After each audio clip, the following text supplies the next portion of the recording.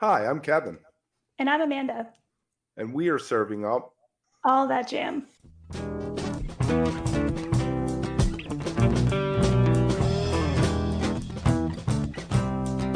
All That Jam, Quick Hit. Toubab crew Luke Quaranta on Weedie Braimah.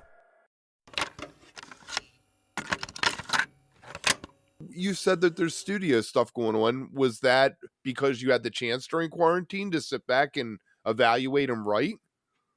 Yeah, well, one of the silver linings for me personally um, in COVID was like I didn't too bad. We didn't do too much. I think maybe there was a year there we didn't really do too much in that year. We did like just a couple of things like together online, but um, Weedie was like was in like the kind of midst of like working on his album, Weedie Braimah, and we had cut like five of the songs at the Parlor here in New Orleans, like in I think it was September of 2019, and then he had done a bunch of other sessions in um, Cuba and LA and in West Africa as well, and then essentially COVID hit, and he had this whole album of tracking. All the basically everything was just in the tracking phase, and then that was like pretty much one of the big things that I kind of in that year, yeah, 20 to 21 and beyond, like that year and a half essentially we worked on, you know Weedy did, and then a bunch of us in Hands of Time, which is his band, and this is the Weedy Braimah and Hands of Time debut album, um, that he put out in September of 21. And yeah, it was a silver lining in the sense that it was something to work on when there wasn't really that much else. I mean, other than kind of at home stuff, work on oneself. And I kind of got some recording equipment and kind of learned my way a little bit around Logic and stuff during that time. I know so many people got super into the live stream stuff and just did some amazing things, with it. I mean, that wasn't me. Goose made themselves into the biggest band in America with Yeah, the bingo live stream thing they did. Next yeah. thing you know, they're playing on top of Rockefeller Center or whatever it was. Yeah, it's amazing. Well, I do think it's so interesting because everything in life is about timing. None of us are promised tomorrow, etc. And like, it's like, I just feel like maybe some people could have had a completely different experience with COVID if the timing was. Some people hit them at this exact time where they were in their process, and it was like this kind of maybe it was a blessing, to their process, to their life at the time. Other people, I mean, obviously, it's a complete tragedy across the board. I Mhm. mean, total fucking disaster. It's so tough to talk about because I feel like my COVID turned out okay. I have this with Amanda. I have another channel, Look Plus, on YouTube. I completely changed what I was doing, and I realized I wasn't happy with what I was doing beforehand, but I was caught up in the moment of it. I did it every day. Yeah, absolutely. Yeah, and everyone's experience is so different. It's such a God, like unbelievably communal global thing as well as this individual thing, for each one of us, which is crazy. But I think that like I was saying just about Weedy's record, it hit at this time for him that like that album, in our experience, him having the actual time to step back from everything he was doing and actually work his album to completion, and all of us also to be able to be available for overdubs and mixing and just really this deep dive on it. It kind of took on a life of its own. It became something that I'm sure it would have been totally something totally different if life had kind of just continued to go on. It took on this whole life, you know. So that was one of the things for me that, I ended up working on for quite a bit of that time as well. You know, yeah, just helping Weedy get his album out, and that was really cool to be a part of. We're going to Napa this weekend for this Napa Blue Note Fest, playing Hands of Time on Saturday, and amazing lineup. So much cool stuff. So we'll get to see a lot of people there. And then I'm actually missing the Toubab gig. Toubab crew's going to be at Floyd Stock in Floyd, Virginia on the 29th.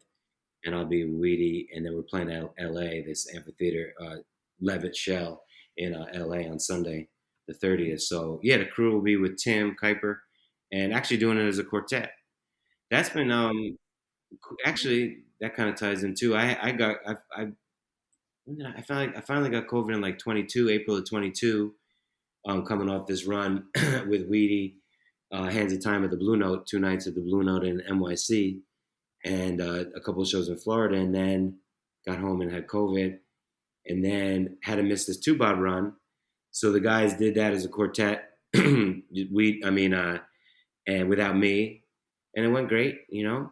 And then there was some stuff that Terrence had to miss recently that we played this festival out in Netherlands, um, Colorado, and we did a couple opening spots for Papadozio in the South, Birmingham and Atlanta, and we did it as a quartet with no drums. So we did it with me on percussion, calabash, which is like this gourd instrument you mic with like a kick mic. It's got like this ultimate kind of boom clack, bass 808 style bass sound, and I play kind of pandero and songba, which is like a kind of dun traditional setup. So we did like 3 shows as a quartet with Kimmel and Drew and Doc and myself, and it also went great. We played this um, packed, kind of shed in a not arena shed, but like big warehouse shed in Netherlands, and like people were rocking out. I mean, it's like kind of an adjustment to the aesthetic. It comes down considerably. Terrence Houston drum set, but it kind of really taps into the traditional kind of roots of the music and can be equally kind of, I think, interesting. So I don't know. That's been like a recent development, kind of out of necessity. We've done this quartet, and trying to think the other. Oh, and then recently, Kimmel was in Europe. Our bass player Justin Kimmel was with Antibalas, who he tours with as well. They were doing a Europe run, and we had a couple shows. One in Durham, kind of this Eno Fest, and one in Pennsylvania and Greensburg Summer Sounds concert series. So we did it without bass. We did it with Terrence and myself. Drew played this hybrid kind of Hellcat. It's called Schecter, like hybrid bass guitar. So it had a lot of low end, and Justin's instruments too. The core and Kamagoni have bass strings as well. So we did it like that, and it was equally great. You know what I mean? Like I just didn't feel like it just, pull out kind of an ingredient in the audience, and a lot more of those kind of like experimental moments, naturally, because it's just something completely new. But I don't know. And then they're gonna do it without me. They're gonna do it with Tim, as a quartet with no percussion. So I don't know. We've had all these little different kind of, Drew and Justin. I've been even talking about. There's a couple of shows coming up we may do as a trio where I'll play calabash and then Hellcat and harps. So I think like for it's kind of for certain rooms and like maybe for certain setups. I don't know. It's been really kind of just cool to experience that and just the things that happen. When you take out Got an to be element. nimble. Yeah. So that's been kind of just musically interesting lately. But yeah. And then, like I said, the recording. I mean, that's kind of where our mind's at, is just really diving more into this writing process. And What's the timeline? Will we see it next year, early next year? What are you thinking? yeah, that's what we hope. It's kind of timeline's kind of ASAP, and I think we're trying to making some plans around focusing on it this fall. And we have some stuff this fall, but not like a Now, whole ton do of you stuff. have you road tested the stuff you're recording, or are you going in and all new compositions? No, we haven't actually road tested any of it. It's all like we've had a number of different sessions. It's kind of the stage it's in is more of a we've got like, I don't know, 25, 30 different kind of sketches, loop kind of things happening. So not like in a full song kind of phase yet, but like just a bunch of ideas and textures and kind of and then we've gone back and jammed on those. Kind of a few of us did that over a whole session. Drew and Kimmel and I did that, and it kind of, I don't know. We wrote Stilo kind of by like these, I think, free kind of playing exercises, and then kind of mine that material for ideas that become more songs, and then kind of arrange those songs. Um, that was some of the way, that was a lot of the way we. So I don't know. Maybe that's the way we'll write again. I'm not sure because it's pretty. I don't know. It's pretty instrumental and.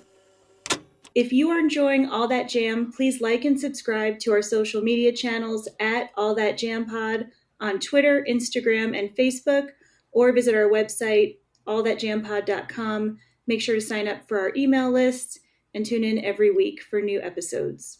Also, look for full interviews on our YouTube channel. And remember, stay beautiful, but don't stay underground too long.